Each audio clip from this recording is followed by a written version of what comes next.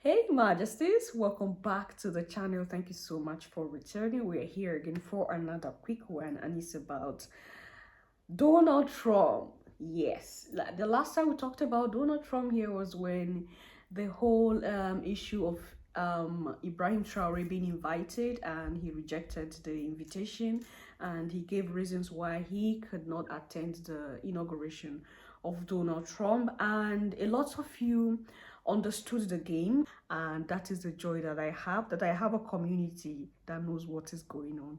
Thank you so much, Your Majesty. You don't know how happy I was when I was going through those comments, right?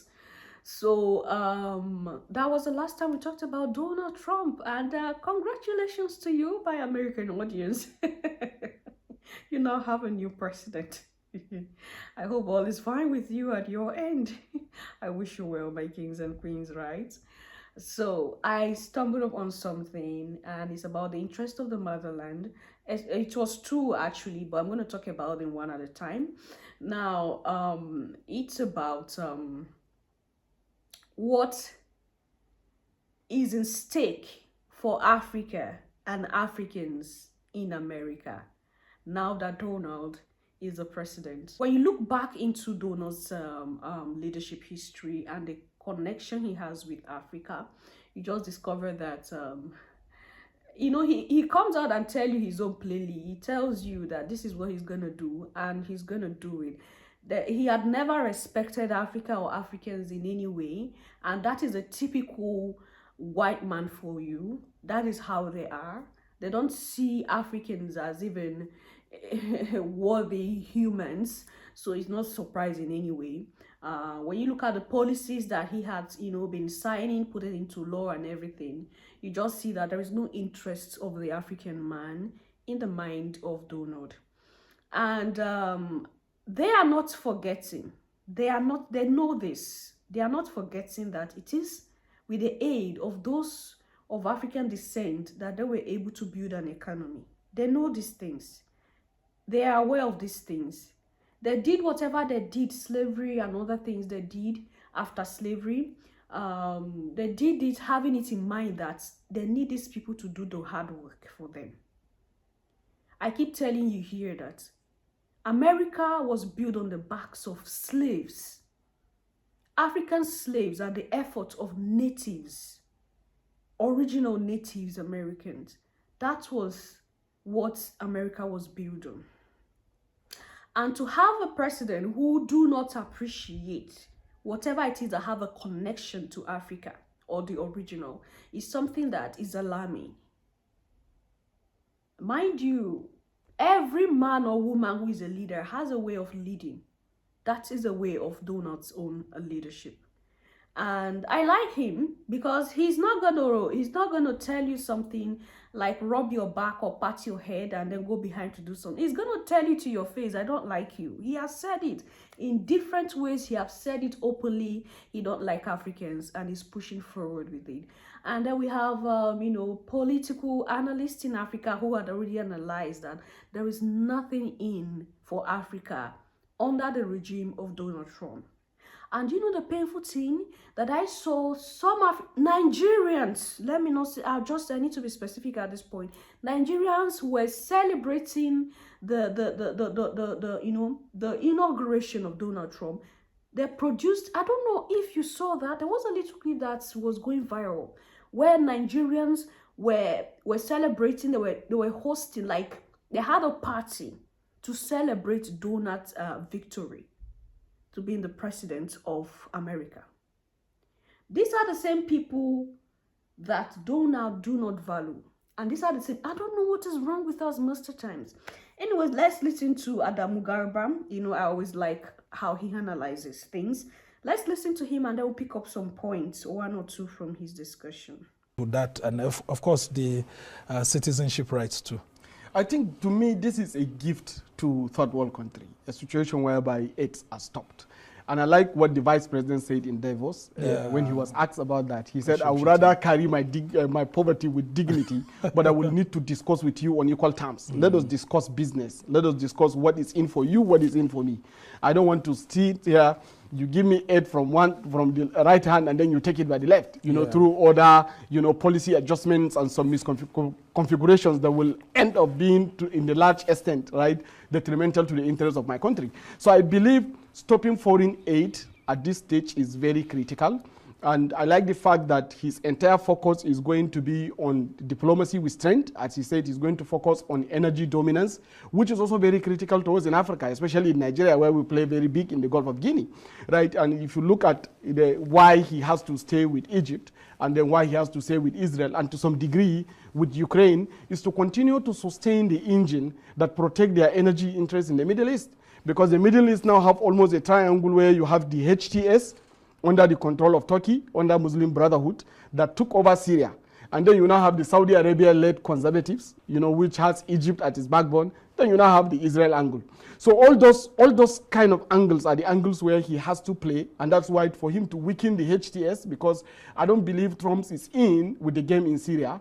So he will want to strengthen Egypt, because Egypt is threatened by the same forces that undo the Syrian government. And the same forces, incidentally, are the ones that are playing currently in Sudan. Because if you look at the divide between the two generals, one of them is supported by the Turkish, Qatari, side, which is Muslim Brotherhood, while the other side is being supported by the Saudi Egypt. And that's how they do to exploit, of course, the resources of Sudan. And this has opportunity also to boomerang into our own continent, where you keep having this kind of divide. So Trump is going to pay critical attention to the energy that we play in, the way we exploit it, and American interests ultimately. And of course, we know that when they come to Africa, their principal issue is with France. America has a Cold War with France. People can see that they are NATO members, but in Africa, they are actually competitors. So we will have to find a way to navigate this by enacting our policies that will enable productivity, that will substantiate value in the international stage, so that Trump himself will now see reason why he will transact with Africa on equal terms than when we just succumb to the whims of the foreign aid that seems to, of course, evacuate a lot of resources from our economy from the back end. All right. I want you to talk about Trump's foreign policy and how the world views him, including some of the domestic politicians. John Bolton, former security advisor, actually said when it comes to foreign policy that Trump is very weak. And most times he goes to meetings, he hardly listens to people. It's what he wants that he pushes out. That was what he said in his first term. And now we're seeing Trump returning, even withdrawing his security and all of that. Do you think there could be a different Trump? Could Trump have learned some things while he was, out 4 years ago? Could there be a different Trump when it comes to foreign policy, the world, and of course dealing with Africa? The truth of the matter is Trump is an ultra-nationalist. He is 100% anti-globalist. People like John Bolton are 100% globalists. So they are completely in tangent with each other when it comes to foreign policy view. And Trump is voted for in office to protect the interests of the ultra-nationalism. And that is what he's going to pursue. So if he's tapping his foot in any other country, it has to do with interests of America first agenda.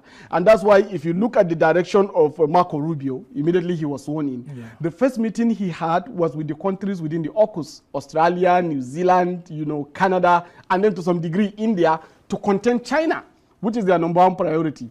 The second priority is to protect the dollar at all costs, because dollar now is actually the pillar of American civilization. If dollar dies, America is gone. And that is why you see he went frontally against the BRICS, the emerging BRICS nations. And to the point whereby he was even alleging Spain is a member of BRICS, even though Spain has never applied to join BRICS, but he's calling it BRICS because he is going to fight to make sure that he maintains dollar supremacy in the international trading system. And this is where we come in as Africa, or as the global south. It means that we have a very big opportunity to ride on the global south alliance of the BRICS, so that we can advance the interests of our own commodities, of our own kind of currencies. We don't necessarily have to always depend on the dollar to be able to transact with India, for instance, that buy more of our oil, or with China that we import more from. So we will have to find a way to trade with our local currency so that we can strengthen our economy. Okay. So that can be a very excellent diplomatic negotiating asset within our basket. We are now, especially we in Nigeria now, we are partners of the BRICS.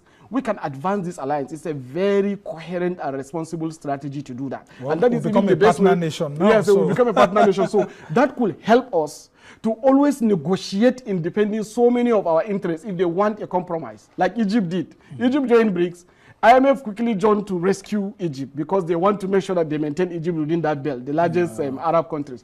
So we are the largest nation, kind of the most populous country in Africa, and then we also are, of course, the largest economy when you look at in PPP terms. Well, so we have we're about doing opportunity. rebasing, though the statistics now don't favor us as the largest economy on the continent, but in we are PPP awaiting terms, rebasing. in PPP terms we are, because if you look at the fiscal policies that have been implemented by the government, it may sound very hard now, right?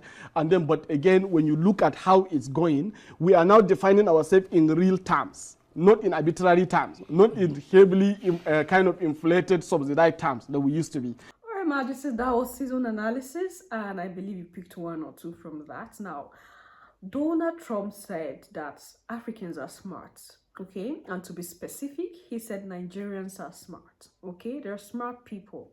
But what he said is that we know you're smart, I know you're smart, but take your smartness to your continent.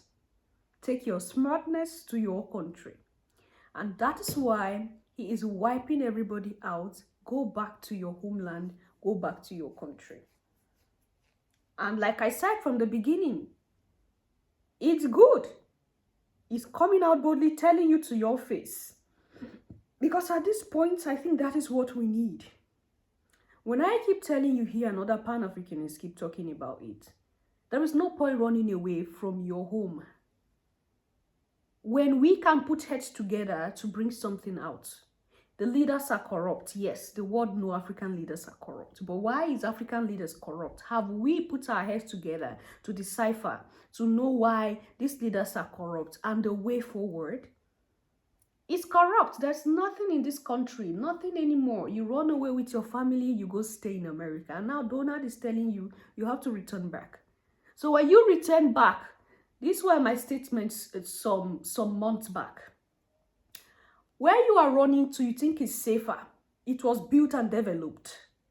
You left your own to that place that was already built and developed. And you allow your own for who to come build it and develop it for you. Who is coming to do that for you?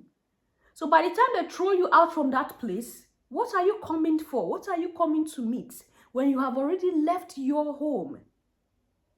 Okay? And who invented or initiated this whole idea of Africa is poor, the only place you can succeed is the West? Who invented? The same people who are throwing you out now are the same people who invented and implanted these whole ideas in our head. When they needed Africans to come develop, to use their knowledge, to help them grow, they tell you, Africa is poor. Africa do not have anything for you. The gifts you have, if you remain in Africa, you will die with those gifts. Come to us, we will help you. You go to them, you give them your knowledge and everything. They suck you dry of what you have. And now that they are done, they are developed, they feel like they don't want, they are out of that stage at this point. They're going to kick you back to where you're coming from. And so when they kick you back, since you sold your inheritance, because a lot of Africans do that, they'll sell their landed properties, they'll sell their inheritance, and then run to America. So since you sold your inheritance, you sold your land and your houses, and you are in America, when you come back, you have to build afresh. That is if you even have a space to build at this time. Because a lot of them are coming to purchase land here. When they tell you to come to their place, they're coming to your place to purchase land.